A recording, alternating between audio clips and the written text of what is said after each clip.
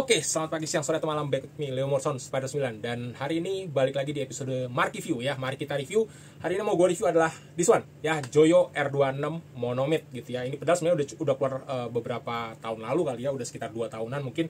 Dan gue baru sempat review. By the way, gue disclaimer dulu, ini pedal bukan punya gue ya. Joyo Monomate ini gue pinjam dari Shuke gitu ya. Tim Shuke, thank you udah minjemin gue untuk review pedal ini, dan inilah penampakannya. Jadi dusnya sederhana aja teman-teman ya. Yang akan kalian dapatkan adalah kayak gini gitu ya. Ada manual, ada bahasa Chinese-nya dan English gitu ya, tentunya karena memang ini pedal buatan Cina teman-teman ya. Itu doang, sama dapat sepatu karet. Oke, sisanya langsung efek mononya gitu ya. Jadi kalau teman-teman kita lihat lebih dekat gitu ya, seperti ini penampakannya ya. Jadi ini ada 2 tombol ya, terus ada 4 knob, ada 2 switch ya, ada slider juga, ada XLR out juga, dan macam-macam gitu ya. Gue jelasin satu persatu teman-teman. Jadi pertama ya, ini pedal dia punya satu hal yang unik, yaitu LED-nya. Kita lihat ya, gue nggak tahu kelihatan apa enggak. Nah itu tuh merah guys, ini mati. Lampu gue keterangan ya merah gitu ya. Nah gitu tuh, oke kelihatan ya. Iya, jadi ketika slider nyala, tombol lampu-lampu LED sini nyala, ini juga nyala di warna merah gitu. Cakep banget. Jadi ini sendiri, LED-nya sendiri bisa diatur di switch di belakang sini. Jadi bisa always on, bisa synchronize. Kalau lu matiin ya dia juga LED samping mati, atau bisa selalu mati gitu ya, nggak nyala. Oke, nah sekarang kita masuk ke fungsi pedalnya. Sebenarnya pedal ini pedal apa sih? Jadi boleh dibilang ini pedal utility yang penting sih ya, boleh dibilang. Gue bilang penting lah, kenapa? Bukan penting lah, kasarnya multifungsi gitu ya. Kenapa? Karena dalam pedal ini teman-teman udah dapat yang namanya preamp. Jadi slider ini teman-teman ya, slider kayak fader atau slider ini adalah equalizer. Oke, ini adalah preampnya teman-teman. Preamp sectionnya di slider ini. Jadi ada total volume di sini ya, total berapa gedenya lu mau. Terus ini ada berbagai macam frekuensi ya di sini. Mau ada yang, jadi ada master, lalu ada 250 Hz, 500 Hz, 1,5 Hz, 3 ribu Hz. Ini 1,5 maksudnya 1500 ya, 1500 Hz sama 3000 Hz gitu ya. Macam-macam. Terus juga ada kayak tone di sini ya. Jadi kayak intinya ini adalah equalizer preamp kalian gitu ya, untuk tone shaping ya di sini, di slider ini. Oke, and then fungsi drive-nya di mana? Di 4 knob ini dan 2 switch ini teman-teman gitu ya. Jadi itu fungsi drive-nya ada di situ. Mulai dari yang pertama ini kita punya voice ya, voicing. Terus ada voice ini lebih kayak dia menambah kayak saturasi atau presence gitu ya, kalau menurut kuping gua sih. Terus di sini juga ada yang namanya blend. Tentunya dia akan, ini tombol kedua ini, dia akan ngatur wet and dry-nya. Wet and dry itu maksudnya apa? Dry adalah suara bass kalian tanpa tersaturasi atau tanpa di coloring, diwarnain oleh distorsi di sini, dry di sini. Sedangkan wet adalah tone bass kalian setelah disaturasi atau di wet lah ya, basahnya gitu ya. Jadi tone kering, tone basah gitu. Oke. Lalu di sini juga ada, kita punya level. Level ini akan ngatur mau seberapa gede output dari drive-nya, dan juga terakhir tentunya knob drive itu sendiri dia akan ngatur seberapa growl-nya gitu ya, seberapa kentalnya gitu ya pewarnaan dari si drive itu sendiri. Ya terus di sini juga ada high boost sama green boost gitu ya. Ini again, kenapa gue bisa bilang ini mirip banget sama Alpha Omega Ultra, karena dulu juga sekitar sebelum Covid itu tahun 2019an gue pernah punya Alpha Omega Ultra gitu ya. Dan by function ini terlalu mirip sih gitu ya, kalau dibilang bukan niru, terlalu mirip lah intinya gitu. Oke, nah jadi ini udah jadi preamp kalian, jadi drive pedal kalian. Lalu ada apa lagi? Dia punya headphone out teman-teman. Jadi ini juga bisa buat kalian silent practice tentunya gitu ya. Jadi nguliknya langsung pakai earphone gitu ya. Lalu dia punya satu lubang jack output lagi, yaitu true gitu. Jadi ini kan inputnya ya, and then ini outputnya. Di sini ada true gitu. True ini khusus untuk apa? Intinya true ini adalah membypass semua pedal ini. Even pedal ini nyala, semua yang keluar dari true tidak akan terjadi apa-apa gitu. Jadi kayak bypass aja gitu ya, kayak nggak pakai pedal. Oke, lalu yang menarik, fungsi berikutnya adalah di iBox. Ini XLR out, bisa langsung ke mixer tentunya ya, front of house. And then ada 2 knob di sini ya. Ini ada ground lift, udah tahu ya fungsi ground lift, DDI gitu ya. Dan yang paling menarik adalah dia punya cap sim teman-teman di sini gitu. Jadi kalau teman-teman nggak usah khawatir misalnya dapat stage yang clean, yang nggak ada amplinya, bisa langsung ini direct ke mixer, lalu nyalain aja cap simnya gitu ya. Ini untuk menggantikan istilahnya tone dari ampli gitu ya tentunya. Nah capsicnya apa sih yang dia pakai? Nah, ini jujur nggak pernah di state secara gamblang gitu ya. Dia mencontoh capsim apa yang dipakai dibenamkan di sini ya. Tapi dugaan banyak obrolan di internet adalah semacam SVT gitu ya.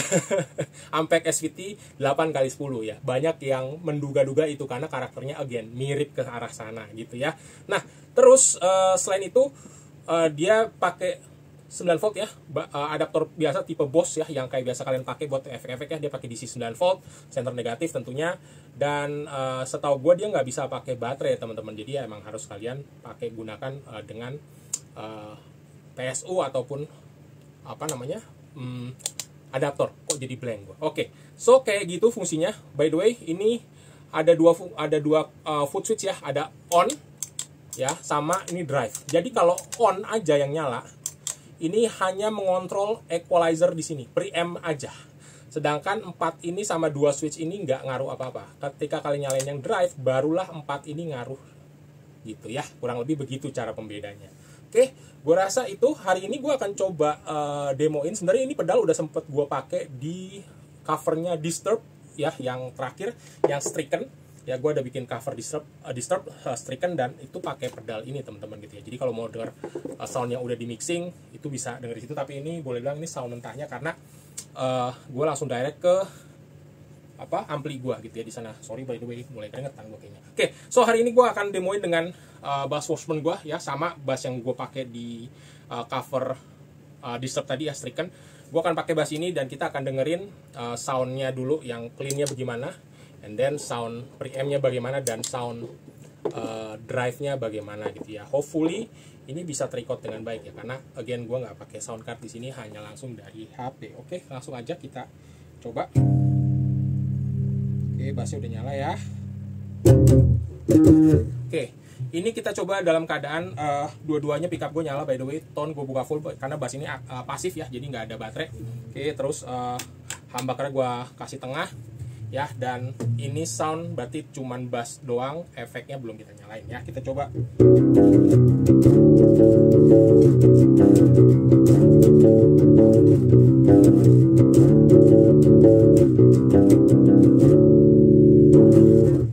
Oke, sekarang kita nyalain preamp-nya aja tanpa drive ya teman-teman. Jadi ini on-nya gue nyalain set gitu ya. Tuh, lampunya juga bawahnya nyala. Ini tanpa drive, hanya preamp ya.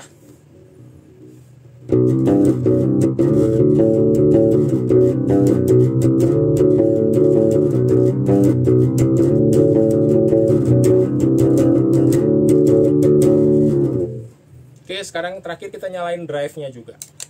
Oke, by the way ini nggak gua boost, equalizer-nya untuk masternya nggak gua boost ya, jadi supaya nggak terlalu gede gitu ya, lalu jadi mau jatuh ini. Oke, yuk kita coba lagi.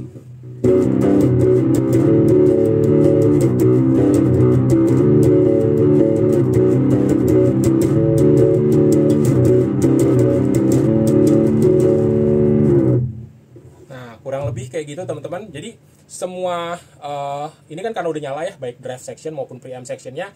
Ini jadi kalian juga bisa setting maunya kalian gimana gitu ya. Contoh misalnya tadi dengan suara kayak gitu, ini blendnya di posisi sedikit ke tengahnya, jarum 11. Ini sekarang gue akan bikin dominan ke arah drive gitu ya. Jadi wetnya akan lebih kental gitu ya. Terus levelnya juga gue boost dikit. Oke, and then voice-nya ini gue boost ke jam 3. Untuk level ininya tetap di 12 aja ya. Oke, kita coba soundnya seperti apa. Aduh, oke.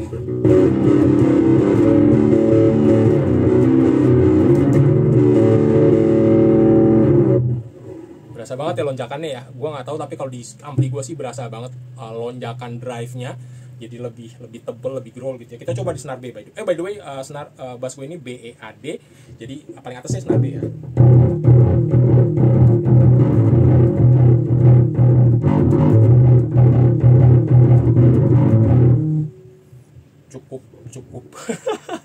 cukup kegedean sebenarnya kalau untuk kamar gue, tapi nggak tahu, teman-teman nanti coba komen gitu ya, gimana drive yang menurut kalian. Menurut gue sih ini gue suka banget karena again ini ada fungsi preamp teman-teman. Jadi misalnya teman-teman mau suka yang tipikal basis mid scoop gitu ya, kita bisa aja nih bikin mid scoop di sini gitu ya, tinggal dibikin scoop kayak gini Oke, jadi centang ke bawah, ini drive-nya gue matiin, jadi cuman ini aja.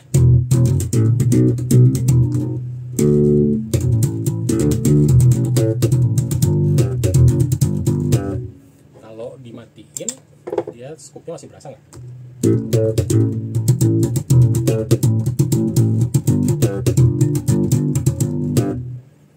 Nyalain lagi.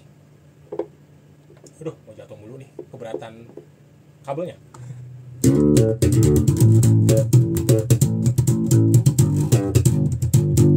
Oke, kalau ini juga ada kayak yang terakhir gue bilang kayak tone gitu ya. Ini juga nambah treble sih, kayak presence ya.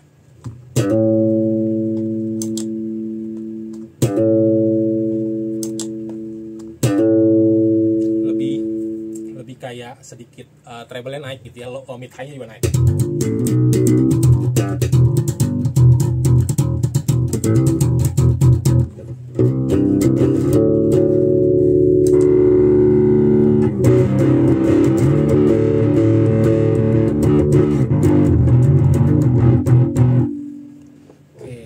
Coba-coba lagi. Kalau levelnya gue turunin tapi blendnya gue naikin, lalu drive-nya juga gue nggak terlalu gedein, ya master tetap nggak gue boost, dan ini ground and mid-nya gue aktifin gitu ya.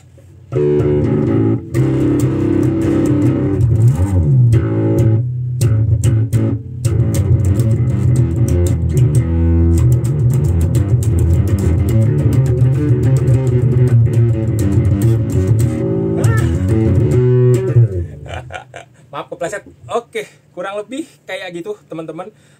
Again, ini harganya sebenarnya terjangkau banget tadi gue bilang ya. Kalau buat teman-teman dark glass itu kemahalan, ini bisa jadi salah satu alternatif yang oke banget. Karena memang secara harga itu dia cuman sekitar 1, nggak nyampe 1,5 ya, setahu gue 1,1, 1,2an brand new gitu ya. Dan bisa jadi harganya akan terus berangkat naik karena memang sebagus itu gitu. Kalau teman-teman mau tone yang lebih proper di YouTube pun gue cari literasi dari sana gitu ya, tone-tone yang mereka ciptakan dari monomid tuh bisa sekeren-keren apa, dan itu keren-keren banget sih, to be honest gitu ya. Dan banyak yang ngakuin bahwa ya emang ini alpha omega banget sih gitu ya.